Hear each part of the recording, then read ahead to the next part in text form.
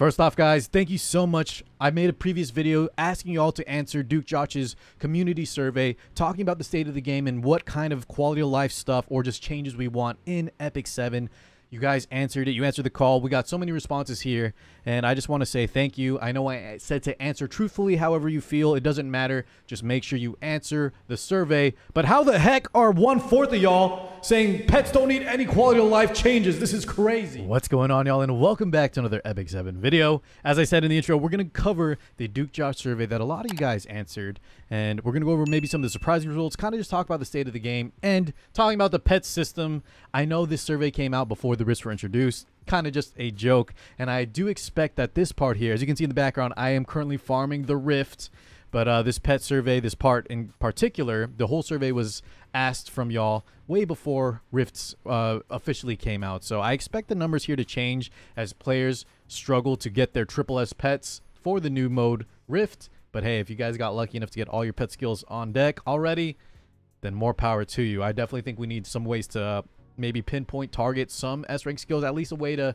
reroll specific S-rank skills as Josh outlined here, but that's besides the point. Overall, guys, in this video, just want to do a quick thank you for those of you that did answer. I found out recently that RuneScape actually does a community-driven like survey just like Josh's, where the player base gets to answer, and whatever they vote as a majority actually gets implemented into the game. And I think that's kind of what Josh is striving or hoping to accomplish here, and he has in the past with previous surveys like I mentioned. So thank you again, and yeah, let's just go ahead and cover all the surprising stuff and just talk shop on how Epic 7 is doing in 2023.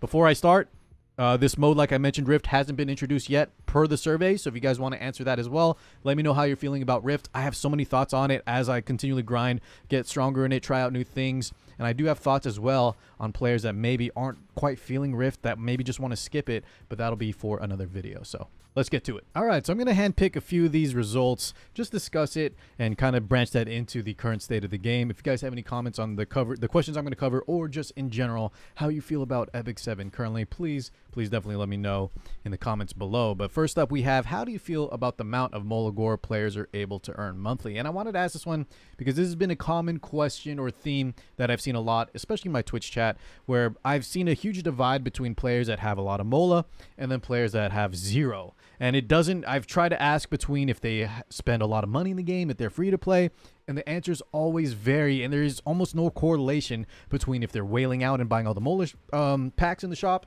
or if they're just free to play. Some of the free to play players have a crap ton of Mola that they can't even use them all, and then some of the whales that spend on every Mola pack have no Mola. And what that kind of answers to me, I know it's a small sample size, but it kind of just shows that depending on how your playstyle is, if you like to experiment and build all the units, then of course you're going to have Mola issues. On the other hand, if you only pick and choose specific units, and even then you're very careful on what you skill enhance, maybe you'll be better off. I will say though, I've been asking this question for the past maybe 6 months to a year, and just recently I've seen this shift on how many players need more Mola, myself included, and I think that's just the insane amount of units that are getting run, rerun, collabs, all these limited units coming out.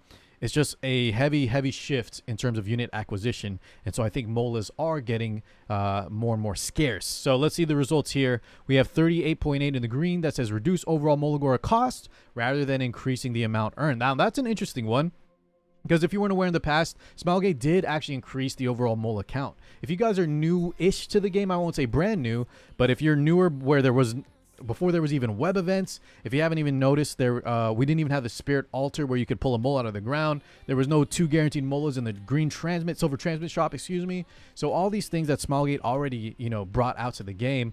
And so if we have an addition where we're not asking SmileZza to add more Molas, but instead reduce the overall Molagora cost on 5 stars and especially 4 stars as well, I kind of like that. And that is where the majority of the community answered. Another 35.3 here, guys, says we don't get enough Molagora monthly. And then blue, the 1/5% says we do get enough. And then, of course, there's a little bit of an indifference there as well. But as you can see, guys, if you combine the green and the orange, that is a overall vast majority that players do want more Molagora. And I truly don't believe that's just, players want more and more of just everything. I think Molagora is getting harder and harder to come by with all the units that are coming out. And that's not even talking about new players that have to just build everything. So very, very interesting first topic. It would be nice to get a little bit of kind of Molagora quality of life, whether that be more Molagora income or in the green, reduce the overall Molagora cost. All right, the next topic I want to cover very quickly is how do you feel about the function of effect resistance as a stat? Something that I've seen been talked about a lot. This is more for the PvPers, as effect resistant PvE I think is just fine, although 15% probably needs to be talked about here and there when fighting the boss or fighting PvE enemies. But this is more about just the function of effect resist, and 54.6% of players answered that building effect resist on my units does not feel good or useful, and a 32 1/3 says about building effect resist on my units does feel good or useful. Now, it's interesting that the next question asked here from Duke Josh was, do you feel that the effect resistance versus effectiveness relationship needs to be reworked? And as you can see, guys, there's a huge shift. Even though the questions are fundamentally the same, the way that it's framed, I think, did kind of allow players to sort of not answer quite directly in terms of if effect resist needs to be changed or not. Instead, some players were reporting, right, the 32.6%, that effect resist does feel good still, but then they might have shifted on the second question that even though it feels good, it does need to be reworked. And Josh definitely answered that here, or I think his findings were about the same as my thoughts on the whole topic. But just as someone that plays a lot of effect resist, guys, I can definitely see that there are scenarios as someone, you know, that builds effect resist even on units that you normally don't see it on. It definitely can help here and there. But overall, as you guys can see, the drastic shift in the numbers of players reporting if it needs to be reworked versus if it feels good, I think overall, effect resist should be looked at by SmileGate in terms of just how it works. It doesn't feel like a strong stat, and with the amount of units that just can ignore it, the amount of units that kind of just bypass it, I feel like we should definitely look into the relationship or just effect resist overall as a standalone. But nonetheless, it is what it is. I don't blame SmileGate. I don't know how they're going to rework effect resist, but I do think it needs to be looked at just for the competitive sake. Now, speaking of competitive integrity, we just finished the World Championship, guys, the WC, and actually there were more than a few matches where a player lost simply due to the fact that a dual attack happened, which is 3% as outlined here from Josh's survey. Now, if you didn't know in the past, guys, dual attacks were adjusted to actually be even nerfed more. Now we have the current 3%, but it was higher in the past. And now we have the question posed to us, do you think that innate dual attack chance needs to be adjusted even more? If we look at the results, 44.3%. This is the majority in terms of actually voting and not being indifferent. We have 3% dual is acceptable. I'm very surprised by that. To be fair, guys, I'm not trying to analyze this one way or the other, just commenting on the surprise factor. This is one Josh told me that was surprising to him. I haven't quite given enough thought on whether I want this to be adjusted more, if I think it's fine as is. But as I mentioned during the WC, there were matches where players straight up lost just because of a 3% chance happening.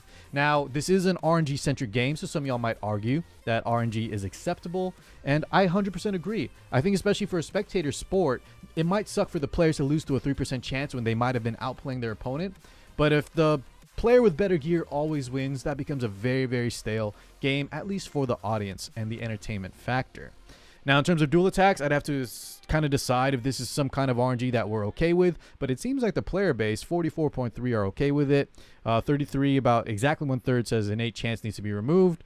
Blue, if we combine those two guys, you're still under the 44.3. That's the majority of no. So even the yeses together, either being removed or reduced, actually, that's still less. And then we have about 15% saying indifferent, no answer. So I think that's very surprising. And let me see here what Josh kind of has to say about it. Yeah, 44.3 was the total. And then if you combine the two, 40.9% here. It would, I think... Oh, so one other thing to note, guys. There are portions of the survey that have a fill-in-the-blank section. But Josh wasn't able to share that publicly, as that's just going to be way too much data. He's going to try to aggregate that or combine it and share it with us at a later date. But he says the most common response to keeping dual attack chance is that would negatively affect units that rely on dual attacks, such as Rwana or LHC. Very interesting. And the randomness of duels kept battles exciting. Now that part, especially for casting, I 100% agree with, as I just outlined. And we just finished casting the WC, which was a blast. So overall, is definitely I'm more on the side of it being exciting and more of a kind of feature to keep things interesting and not have the better player always, or the better geared player always win. But I don't know if I like the argument in terms of Rwana or Lionheart Senya, as I feel like if you just draft Lionheart or pick Lionheart Senya in an area where your opponent has no dual attacks, getting rewarded for 3% feels a little bit like you kind of misplayed and instead got lucky. But hey, who am I to say one way or the other? But as for now, guys, it looks like if SmileGate were to look at this data, then looks like dual attacks are going to stay just as they are. All right, guys, let's do one final question. And if you have any further questions, you can always leave them in the comments below. Or if you can, guys, stop by the Twitch live stream where I can actually talk with you guys in real time. And we can get more than just one comment and one reply between each other. So feel free at any time. If you want to talk about the state of the game, just say hi. Just talk about Epic 7, whatever. Come by the Twitch live streams info below. But speaking of, let's look at this next one. Should Mystic reset between Guild Wars season be removed? The reason I want to talk about this is where a majority, I think, players get their Mystic medals. Besides shop refreshing, this is the best way to get them for, you know, essentially free.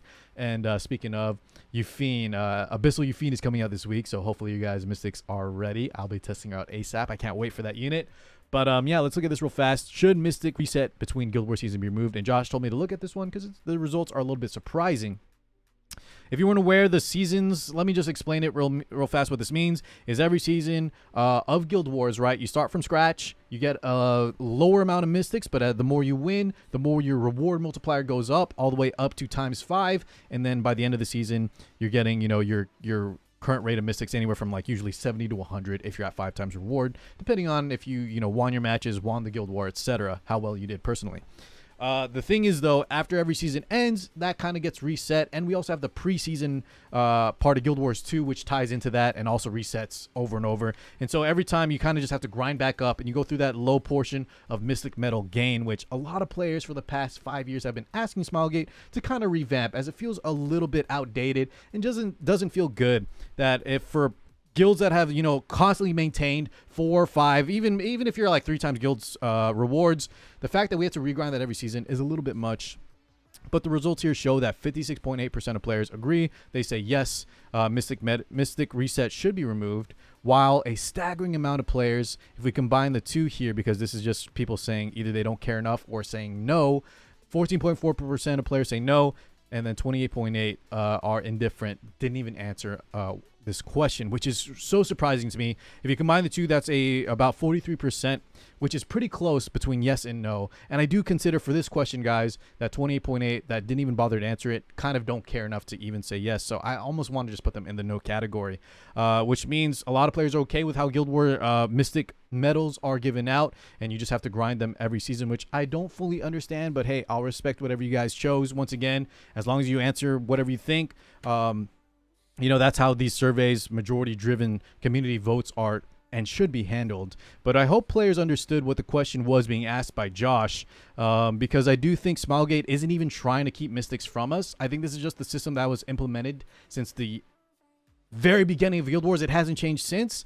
And if we ask them, like, let's look at a way to revamp this to where it just feels better and overall this would result in a net gain of Mystic medals, I think they might be okay with that. So it is surprising. And if you guys were one of the people that answered indifferent, no, or no answer, or straight up no, please let me know why you guys are okay or wanted the Guild Wars system to kind of stay the same. But yeah, last question there, guys. Other than that, I can't wait for this week content. Thank you again for answering the survey, and I'll catch you all in the next one, guys. Peace out, everybody.